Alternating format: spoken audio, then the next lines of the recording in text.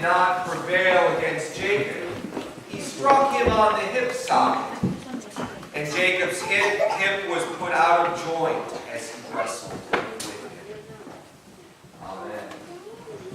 Please be seated. On Tuesday of this past week, I knew that I would be back in time for this service, having begun and in the ending stages of walking the Vermont famous long trail. I contacted Zarina and I said, "Tell me the lessons for this Sunday because I would like to preach." And she said, "Well, one is the story of the unjust judge." I thought, okay, there's one option. And then she said, "There's Jacob who wrestled with an angel." Or the man, or the divine, however you want to put that. Thank you for letting me know. Because it's been a day and a time and a 3-week journey, one could say, of wrestling. Of a long, long journey. We find Jacob this day struggling not just with what he was wrestling with, but where he was. We get this very first sentence, which is very cryptic, don't we? All of a sudden he sends off his 2 wives and his children and all his possessions. Why? Because we heard earlier in that chapter we didn't read today, that his brother Esau, who Jacob had stolen his birthright, for Jacob was a little bit wily, you could say. He stole his brother's birthright because he was the younger sibling. And the next day, he was about to meet his brother, who he hadn't seen in years and years and years, with a cadre of 400 armed men. So we find Jacob in this middle space. Not knowing what was to come, not knowing where life was going to take him, knowing nothing other than this dark night that he finds himself in. He knows what he had done. He knew the journey he had taken. He didn't know, however, what was about to take place. And in that darkness, in that middle space, came someone with whom he wrestled. Now you may know about wrestling. You may have watched it this past summer in the Olympics. There is no hitting in wrestling. You cannot strike in wrestling. It is only grappling. You take your opponent and wrestle and you try to pin him to the ground. You cannot touch. You cannot strike. But this man did. He struck him. And this journey of the middle of the night, Jacob learned, and we can see, was so much more than just wrestling with the physical body. But the wrestling with the mind and the wrestling with the soul. Is that not that dark night that he found himself in that day? And he just was there, unable to see who this person was. The spirit, the emotions, and the body, and that wrestling came together for Jacob, and his life was changed.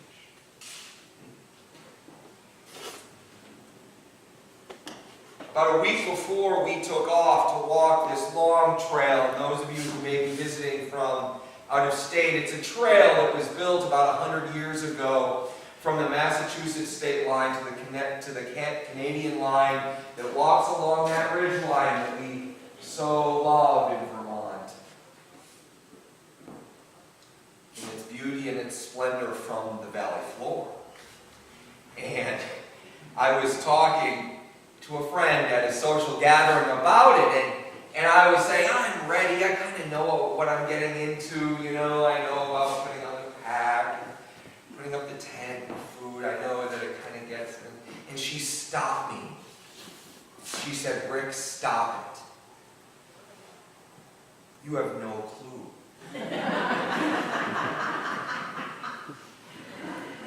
You have no clue what you're getting into. They're a friend close enough that she could say that to me in front of others. And she was right. I had no clue what I was getting into. This trail that we were on, for some of you who haven't been on it, it can be about this skinny, with branches coming onto it. For sometimes it's on an old logging road. I have 40, yes, way too many pounds, 45 or so pounds on my back. And we started walking. At the end of the very first day, I want to emphasize that, we had walked 14 miles with 45 pounds on our backs. My feet hurt so badly. And those of you who may have walked like this in the past may know that pain, that you could not take another step. But you still had to make your water so you don't get sick. You still had to set up your tent. You still had to. This is on the first day. And this trail, it never gave up. It never finished. There were rocks, whether they were this big or this big, that I had to walk over. There were roots. They might have been this far off the ground, or this far off the ground, or this far off the ground. They were there. Every step. I found myself in this middle space that I had no clue where I was. Wrestling with a trail. Wrestling with a demon. Wrestling with something other than that which was evident for 3.5 weeks. It was a journey similar to Jacob's.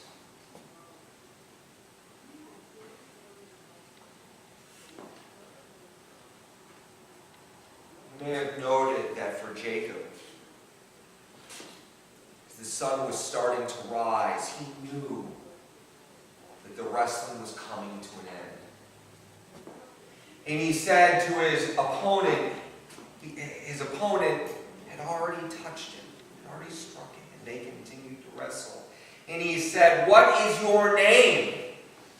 And they had that conversation, and he said, "Jacob," and he was renamed Israel. Jacob asked the man, the divine, the angel, God, what God's name was. And he said, "Why do you want to know my name?" Jacob doesn't answer. He just says, there he blessed him. In the midst of the pain, in the midst of the hip taken out of socket, in the midst of that journey that Jacob was on in the middle of the night, when he was alone and it was dark and he was in pain, he was blessed.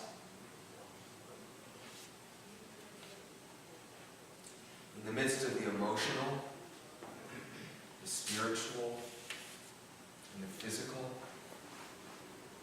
You may have noted they never parted.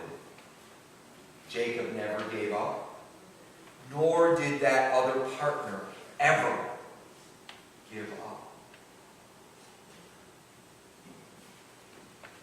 And he walked away, having been blessed, having been renamed, and yet walking with a limp.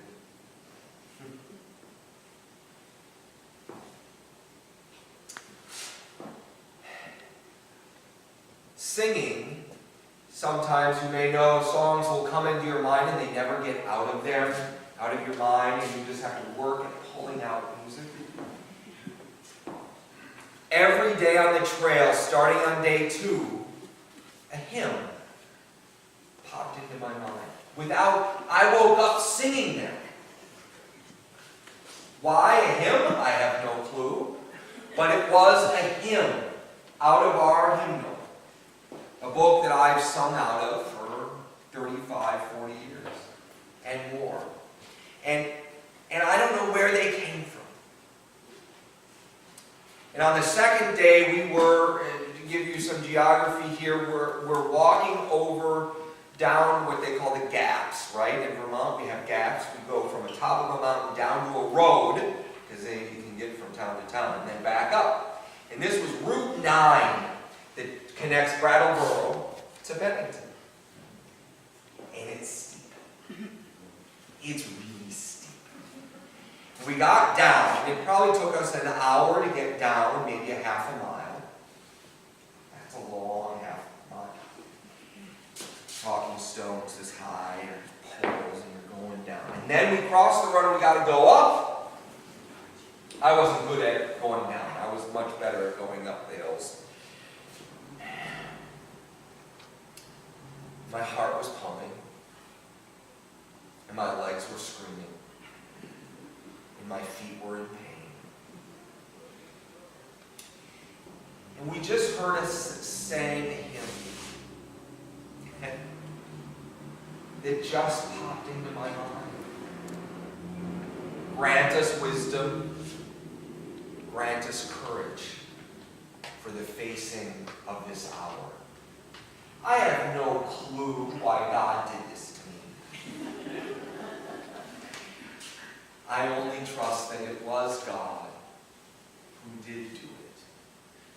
In the midst of that trail, in the midst of the wrestling, in the midst of that journey. Last Sunday, I hoped that I could see all of you because we were on the top of Mount Mansfield, walking up the forehead at the time you all were here. The forehead's very difficult. I'll tell you about it at another time. And I said to God, I need help. And an Easter hymn came to me. Hail thee festival day. And I sang it all day long. It was cloudy, and it was a little wet. And I looked out over the fog that I knew was my home. It was our home. And we praised the Lord with Hail Thee Festival Day. And grant us wisdom and grant us courage for the facing of this hour. And on that last day, as that sun was rising, it was actually at the end of the day, but the trail was ending. Tim's parents were waiting for us in a way off parking lot in the middle of nowhere. And the sun started to rise.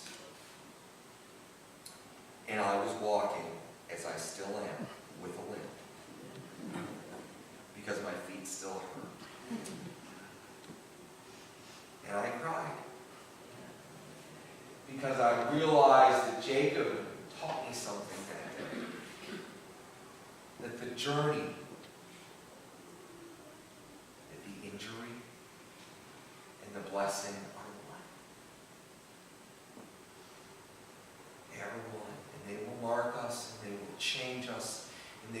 us a new name. And they will bring hymns to us, singing the praises of God.